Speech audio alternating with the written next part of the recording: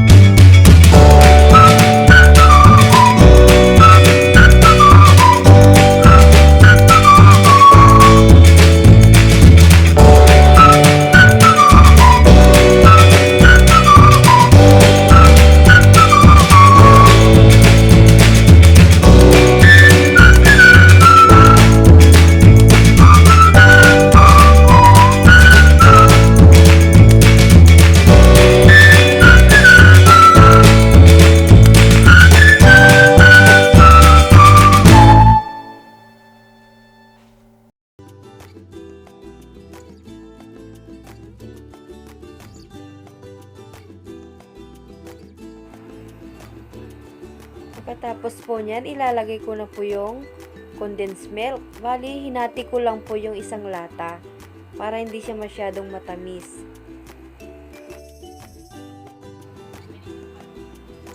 And then, imimix natin ulit. Parang gagawa lang po tayo ng ice cream.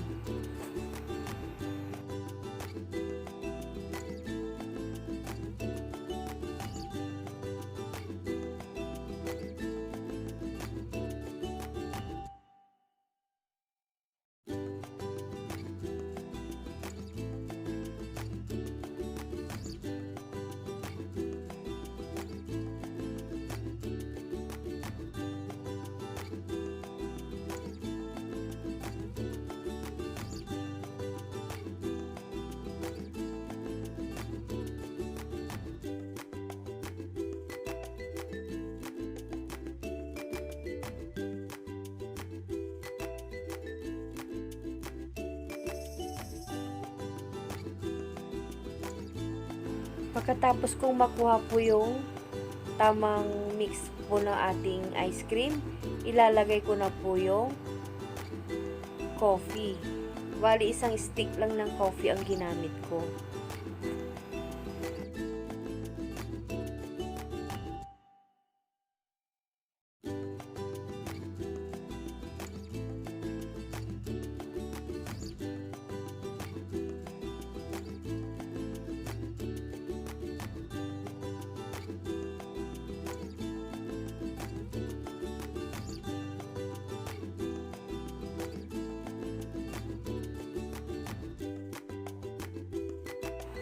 Napapansin nyo po parang mocha na yung kulay ng ating mixture.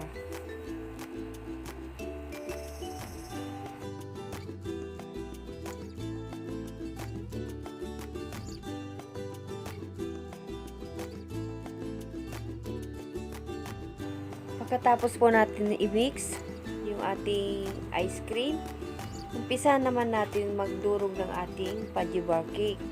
So, nagugas muna po ako ng kamay bago ako humawak dito sa ating pagkain.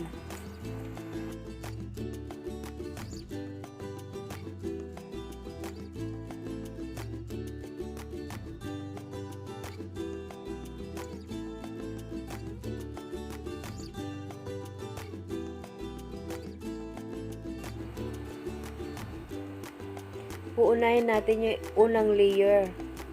Bali, 5 pieces po yung ginamit natin dyan na pajibar. Mamaya ulit yung second layer, yung 5 pieces ulit.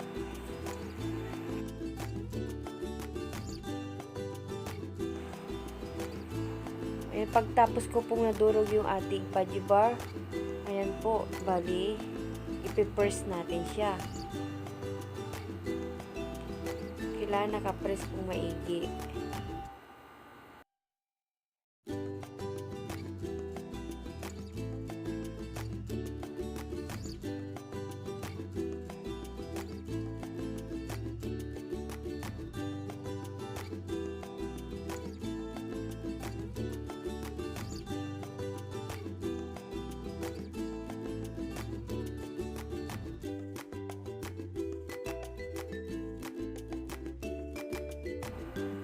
Katapos ko pong i-press ang ating unang layer, maglalagay na po tayo ng ice cream. Ilalagay natin dito sa unang layer na pajibar.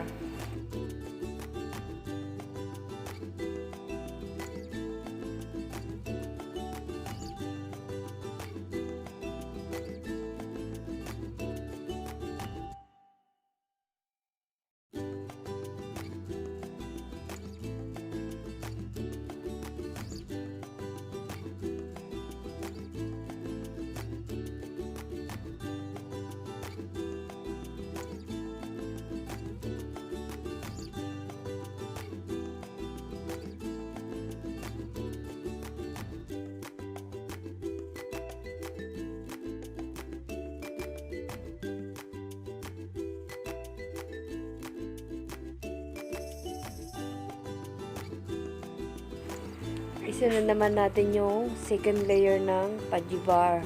Bali yung 5 pieces na tira po kanina.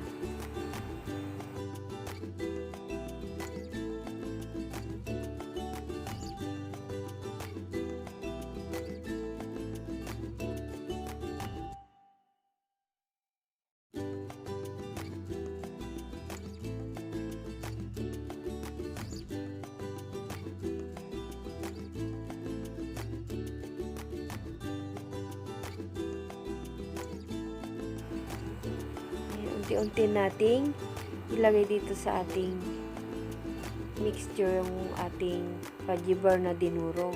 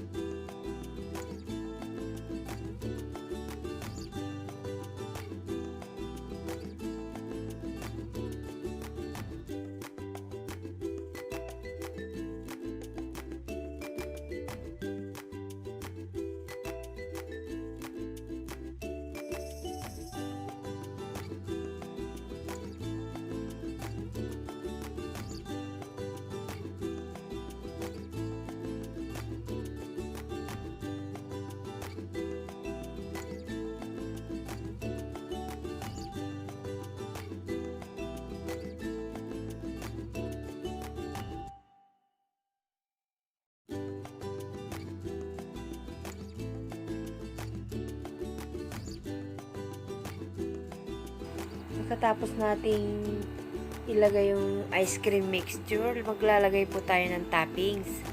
Bali, yung nilagay ko pong toppings, dinurog naman eh. Nasa sa inyo po kung ano pong ilalagay nyong toppings. Pwede rin yung chocolate chips. Bali, i-freezer po natin yan ng 6 hours.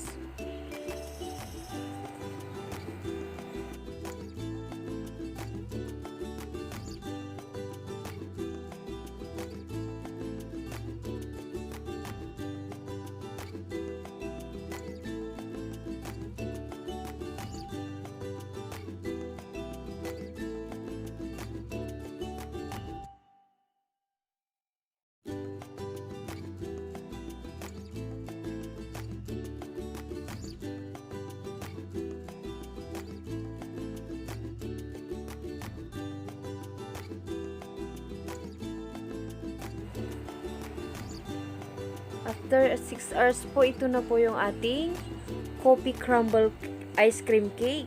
Ayan guys. Check na magugustuhan nyo po ito. Hindi na kailangang lumabas pa para bumili ng inyong cake para sa inyong birthday cake. Ayan, napakadali. Simpleng-simple lang pero masarap. Ayan po, marami pong salamat sa inyong panunood. Huwag po kayong magsawang manood ng aking video. Subscribe po kayo kung hindi pa po kayo nakapag-subscribe. Click nyo na rin pang notification bell para updated po kayo sa mga susunod ko pang video. Hanggang sa muli po. Salamat. Bye!